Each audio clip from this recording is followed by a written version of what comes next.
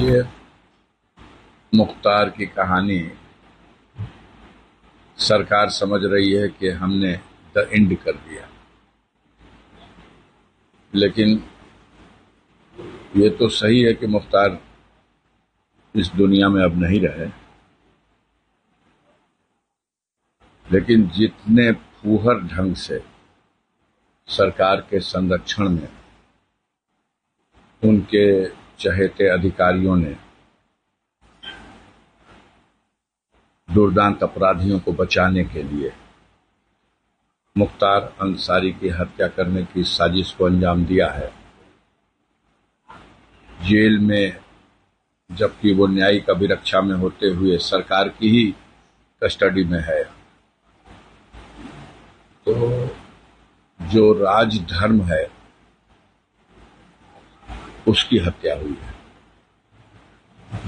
अब कोई इसे अपनी बहादुरी समझ ले तो अलग बात है।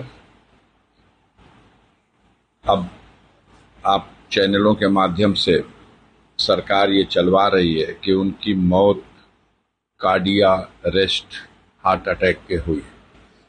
प्रथम दृष्टया पोस्टमार्टम में ये कारण आया है।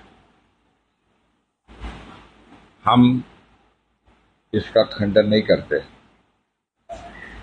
थोड़ी देर के लिए हम इसे मान लेते हैं कि उन्हें हार्ट अटैक भी आया है।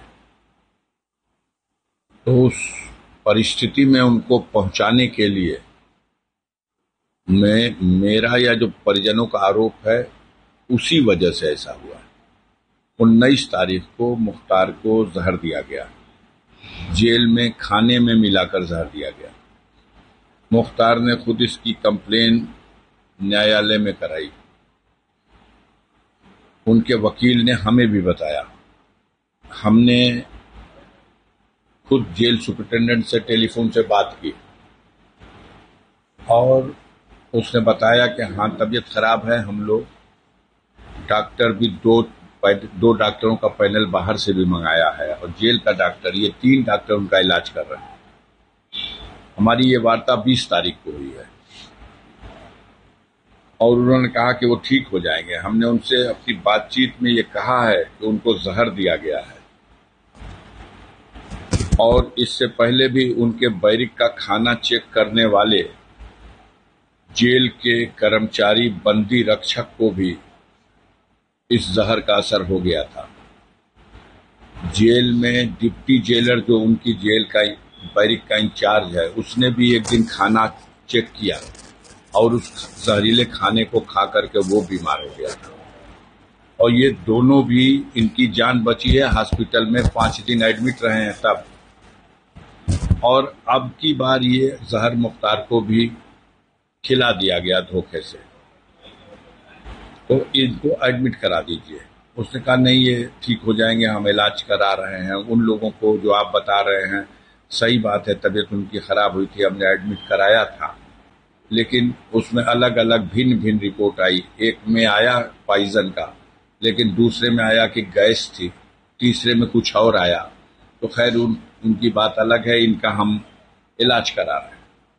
ये 20 को जब आप इलाज करा रहे हो, कह रहे हो ठीक हो जाएंगे, 21, 22, 23, 24, 25, 26, 6 दिन के बाद 3 बजे भोर में सुपरिटेंडेंट जेल बांदा ने रेडियोग्राम भेजा है मोहम्मदाबाद थाने पे और वहां से वायरलेस के जरिए मेरे घर आकर के पुलिस के कर्मचारियों ने एक दिया कि ये बांदा से आया है आपके लिए संदेश सुपरिटेंडेंट का।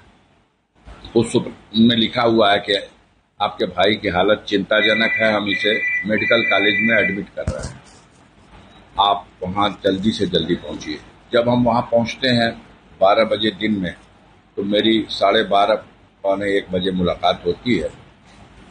उस समय मुख्तार होश में थे, उनसे मेरी बात हुई है, लेकिन वो उठ के बैठने की स्थिति में नहीं थे। पेट बहुत ज़्यादा फूला हुआ था, उनका ब्लड प्रेशर अभी भी बहुत कम था, ऑक्सीजन लेवल कुछ मेंटेन हुआ था। उन्होंने बताया मैं जेल में बेहोश होकर गिर गया था और अब यहाँ आने के बाद धीरे धीरे मैं होश में आया हूँ, लेकिन हमारा इलाज अगर गंभीरता से ये लोग नहीं करेंगे तो हमारे बॉडी पे जहर का असर हो चुका है। मुझे जहर दिया गया है। सबके सामने उन्होंने फिर कहा।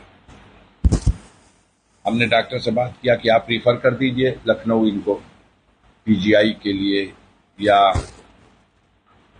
किसी और हॉस्पिटल में। तो उन्होंने कहा कि हम 3 से 4 दिन में इनको खड़ा कर देंगे। हमने कहा ऐसा मत करना कि इतनी देर तक अपने यहाँ समय बिता दो कि कहीं जाके इलाज ना हो सके। डॉक्टर के धर्म का पालन करना, समय रहते रिफर कर देना अगर कंट्रोल में ना आ रहा हो तो। उसने कहा हम 3-4 दिन में खड़ा कर देंगे, आप आके फिर मिल लीजिएगा। और मैं वहां से चला और 2 घंटा हम सफर किए होंगे, इलाहाबाद क्रॉस कर गए, जब तक मुझे वहां वकील ने टेलीफोन किया कि भैया ये फिर मुख्तार भैया को लोग जेल भेज रहे हैं। हमने कहा क्या हुआ? तो सारे डॉक्टरों से लिखवाया गया है, कुछ सादे लिबास में अधिकारी आए हैं और सबसे लिखवा लिया है कि मुख्तार फिट है, मेडिकली फिट है, इन्हें स्वास्थ्य की लाभ की कोई आवश्यकता नहीं है, इनके शरीर में फिलहाल कोई रोग नहीं है, फिट।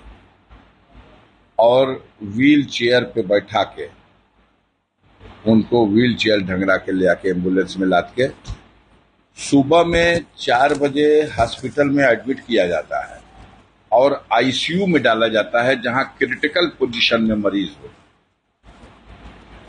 6 घंटा इलाज के बाद